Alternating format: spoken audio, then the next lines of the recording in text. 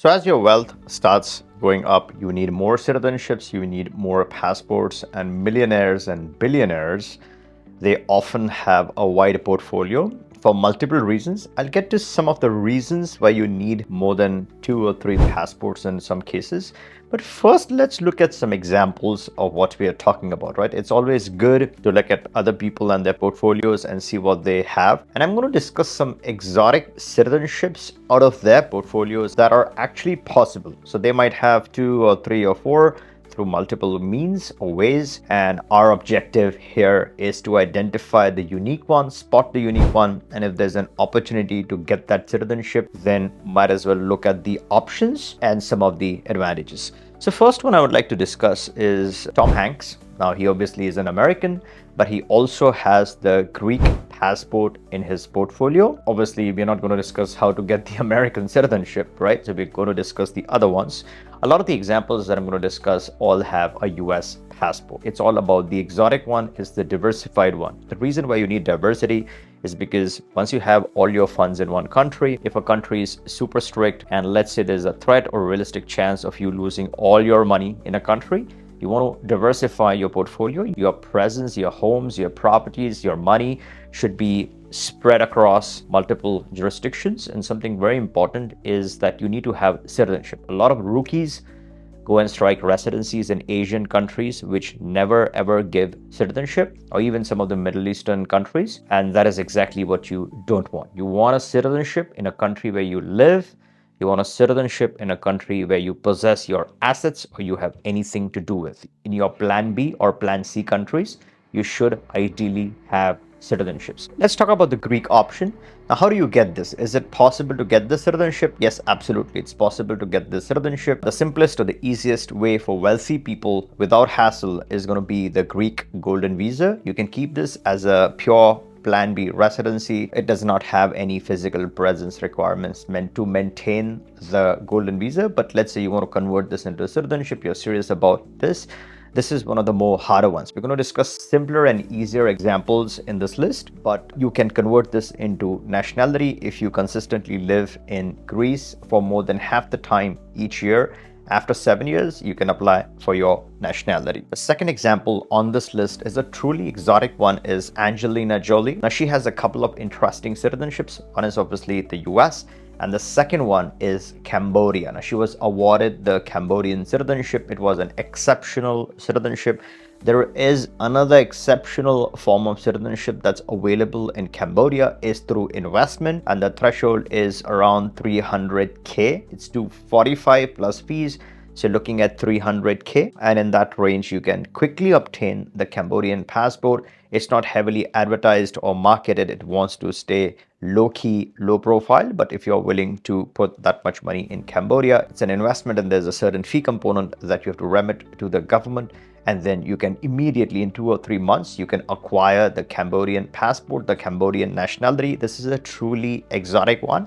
This is good for extreme Plan B diversification. If you have a realistic threat, you know that something is going to chase you, someone is going to come looking for you, then legally you can obtain the citizenship. You can have a backup. You can fight your cases. Like say you're wrongly accused or you're wrongly framed, then you can use this jurisdiction to feel safe inside. It's a low-key, affordable, beautiful place for an exotic Plan B. So you stay there, you fight your cases out, you clear your name, and once you know that you're out of trouble, you can return to your home country and back to normalcy. The third example on this list, and she carries one of my favorite citizenships, right? It's Salma Hayek. And she has obviously the US citizenship, that's common, but she has the exotic Mexican nationality. Mexican citizenship is one of the most powerful, solid, secure, and Plan B citizenships that anyone can target. The beauty of this, again, I've said this numerous times, it's flexible to obtain. You can obtain and keep it relatively easily. You can obtain the permanent or the temporary.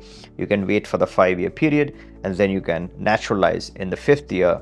You just got to make sure you're present in the country between year number 3 and year number 5 for that minimum physical presence, and then you can acquire the Mexican nationality. This is a staple in any rich portfolio.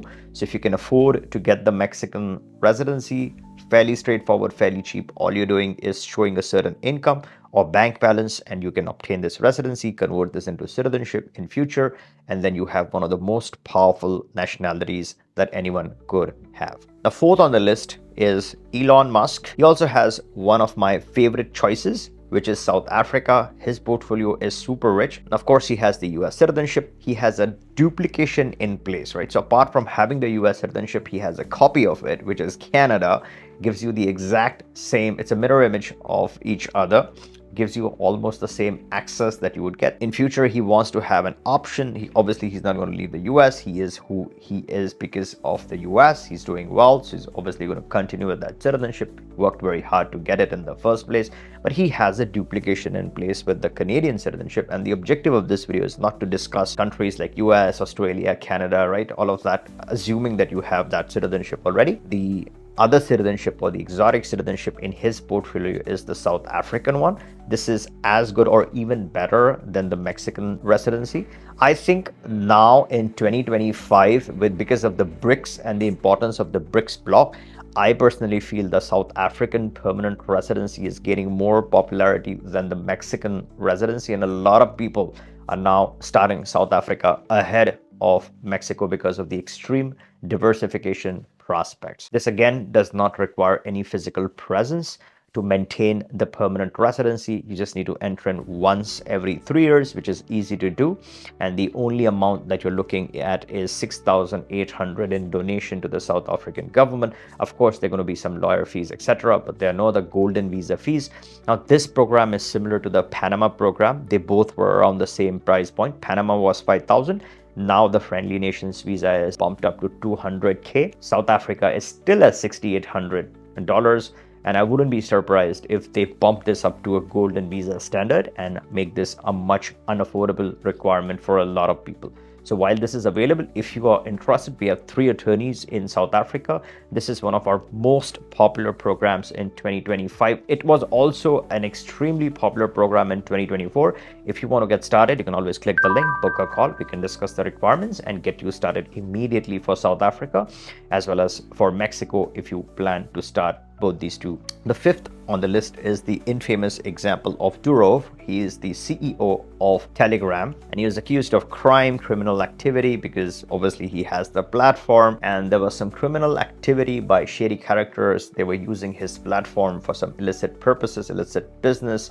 And because he didn't have moderation in place and he should have had some regulations to track them, they decided to charge him. He was in the wrong country with the wrong passport at the wrong time. So he went to France. He was trying to avoid the European travel for a very long time, and that was the smart move, right? He should have continued to avoid European travel till he was clear of whatever was going on, but he chose to go to France. The rumors or the news is that he was trying to go for a dinner with the French president, Emmanuel, and the French president obviously denies those plans. He doesn't have knowledge of any such meeting that he had planned. Durov obviously felt safe because he's going to meet the president. He thought that nothing bad is going to happen, but he traveled over there on a French passport, and guess what? They arrested him in France on a French passport. Now, he does have a rich portfolio of 4 passports. France is one of them. The second one is a UAE passport. How did he get the UAE? Of course, if you have a lot of money, you can pretty much get whatever you want. He has a St. Kitts and Nevis passport through investment. And of course, he has his own home country citizenship, which is the Russian passport. He has a very intense mix of nationalities. 2 of the most exotic ones are obviously Russia and UAE. The French one is comparable to something like a US or a UK, right? That's the one that you got to be careful with. If you have any kind of money and if you're in any of the Western countries, that is the first thing that you should be terrified or worried about, is to how do you diversify your interests abroad so you don't get caught in the wrong country doing the wrong thing with the wrong amount of cash, with the wrong kind of business. So you got to be careful. St. Kitts and Nevis is not an exotic one. I would try to stay away from it. Again, this is not investment, immigration, legal, tax, or any kind of finance advice. But I personally feel it's better to stay away from that program, because there have been a lot of complaints of late in the news about people not getting their money back, right? A lot of Russians and Ukrainians and some other nationalities, they applied for some of these programs, and suddenly there was a flip.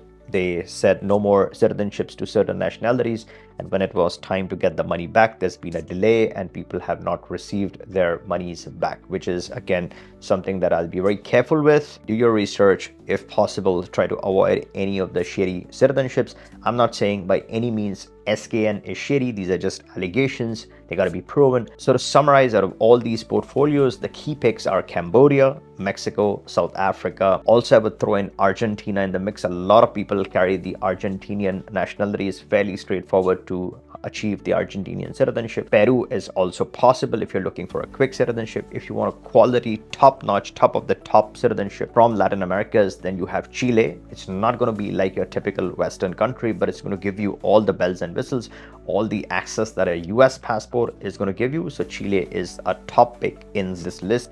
The only caveat with Chile is that it's not as flexible as South Africa or Mexico. You'll actually have to live there for considerable amount of time to obtain naturalization. Before you go, if you haven't subscribed to the channel, make sure to turn on the bell notification and subscribe so you don't miss out on any of the latest developments and updates. And if you like this video, give me a thumbs up and catch you in the next one.